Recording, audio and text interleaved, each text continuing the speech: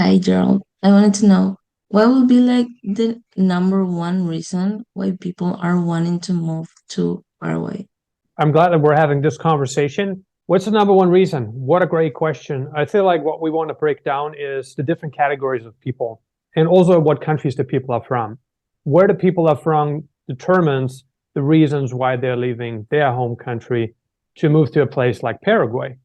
For instance, yesterday I just had a conversation with an Australian guy who has been looking to move out of Australia for the past couple of years. And that has a number of reasons. First of all, the last crisis, we had a pandemic. Certain countries treated the pandemic harder than others. Certain countries had to protect their citizens a lot more than others. Why? The median age in those countries is just higher. The best example for countries like that are obviously in Europe, where the median age is the highest in the entire world. Like the country of Monaco has the highest median age in the entire world. Anyway, going back to this experience that I had yesterday with one of our clients, where he pointed out that he is in a real urge to leave Australia to move to a place like Paraguay. And he pointed out that his whole experience, leaving South Africa, moving to Australia, and he left South Africa for the same reasons or similar reasons that he's about to leave Australia for Paraguay now. He told me that there was so much repression going on during the past crisis that he thinks like this is his last chance to get out. He was also telling me about how Australia is turning into a communist country. So there's this gentleman called Karl Marx. He was born in Germany and then he moved to the UK. What's interesting about this guy is that he pretty much introduced communism to the world. So the whole system that China now uses, and my client or our client is pretty much worried about this because Australia has been changing over the past couple of years. Especially, I would say the past 7 or 8 years, there have been drastic changes. And so he was kind of telling me about these changes. And if you're living in the same place all the time, Aurora, you can witness the changes a lot better than if you were to just pop in every now and then. Like he's really part of the system. And he's a very like detail-oriented guy. And he told me that he doesn't like the direction Australia is moving and where they're at right now. He's like, this is it. This might be my last chance to get out of the country. So many people that have moved to Paraguay in recent years have done it because of political reasons. And this is very common now. If you take a look at what happened during the world wars, they were escaping repression. They were escaping dictators in Europe. We had plenty over the past, 100 years?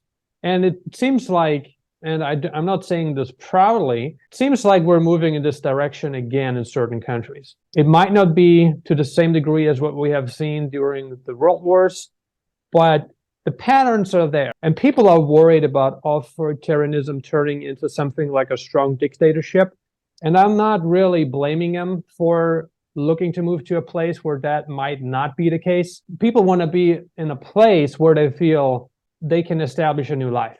And that's the whole point. So just going back now again to my client, or our client from Australia, he said, this is my last chance to get out. And we are having very detailed discussions about the whole political system, not only in Australia, but across the entire world, that we're moving again into like a communist stage, or we are not moving, but we actually are in a communist stage already.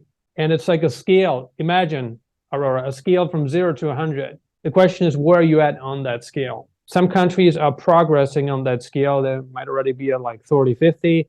Some countries like China are already far beyond 50, 50 out of 100. Some countries are just getting started. They are like maybe 20 out of 100, 30 out of 100, right? So they are slowly but surely progressing on that scale, if that makes sense.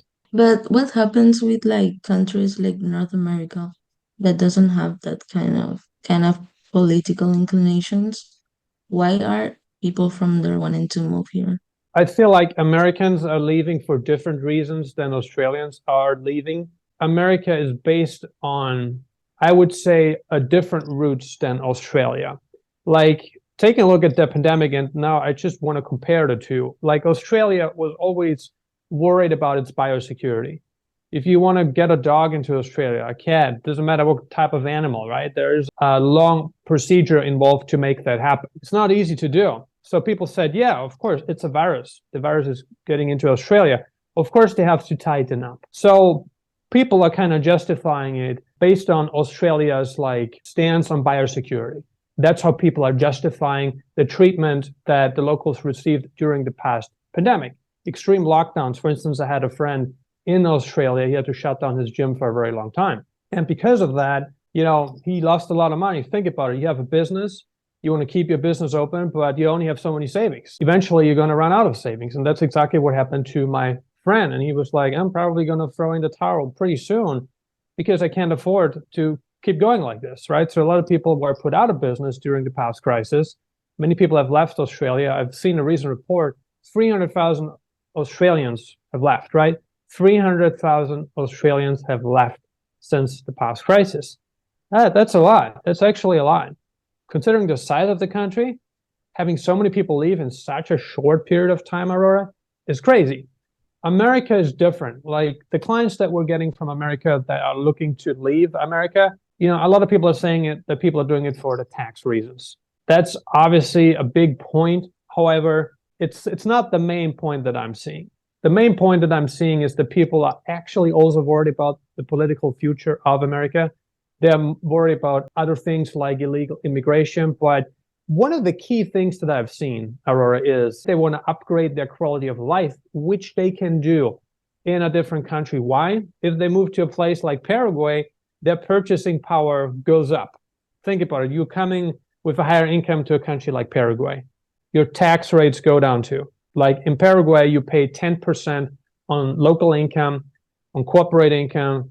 It's a flat tax rate. It's pretty cool, right? No matter how much money you make, this is what you're going to pay.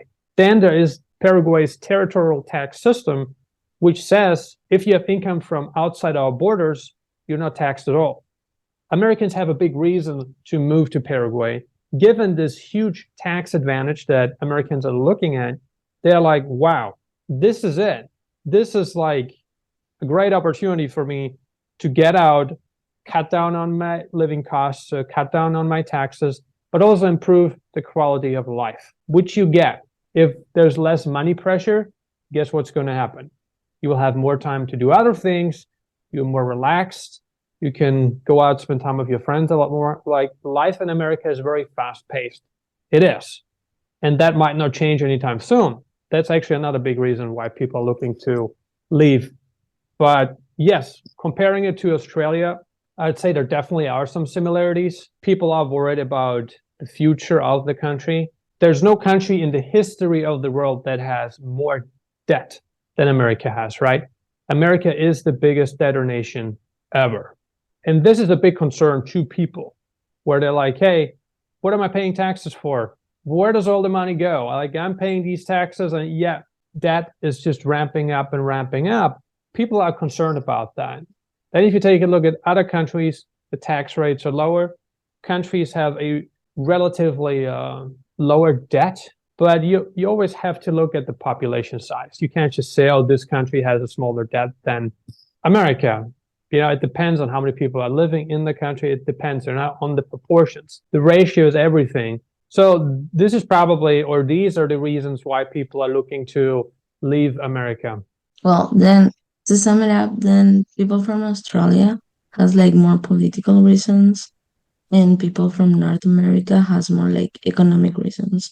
What about people in Europe, or like Asia even? Right. So in America, Aurora, yes, it's definitely financial too.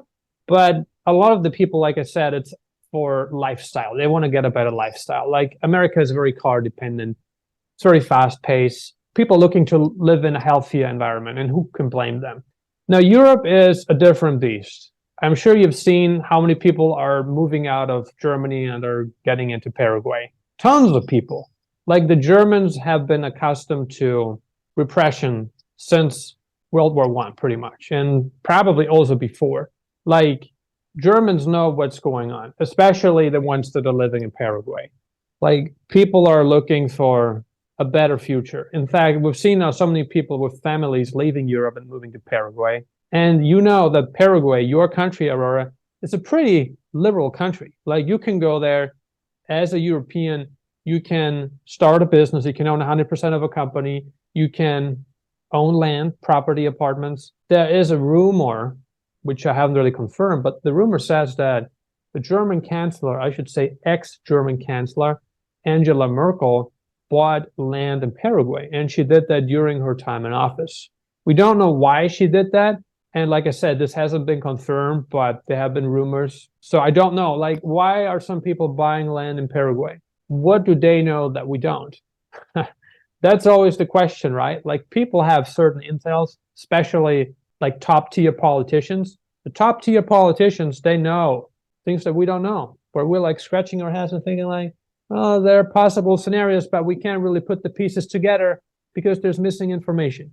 Now, Europeans, like I said, to them, it's like, we want to get out. We have experienced World War I, World War II, and who knows what's coming now. Now, with this whole 2030 agenda, people are thinking like, nobody knows what's going to happen. Like, the war in Ukraine could probably be ended if people would just sit down and talk sensibly to each other, which they haven't done.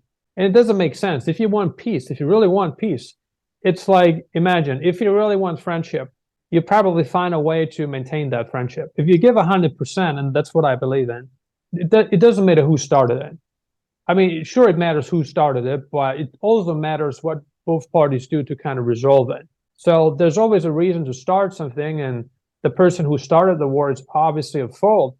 But then on the other hand, people have to come together and kind of talk about it, how they can solve this problem, because in today's world, we have crazy weapons. Like, we could end this planet today if we wanted to. With the weapons we have, things could be over tonight, which is not a pleasant thought to have. We're living in a pretty prosperous time. On the other hand, it's also a dangerous time.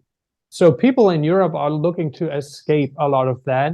I'm not trying to spread fear, but these things are happening now. Like, this is real. Like, the war is going on. There's no solution in place.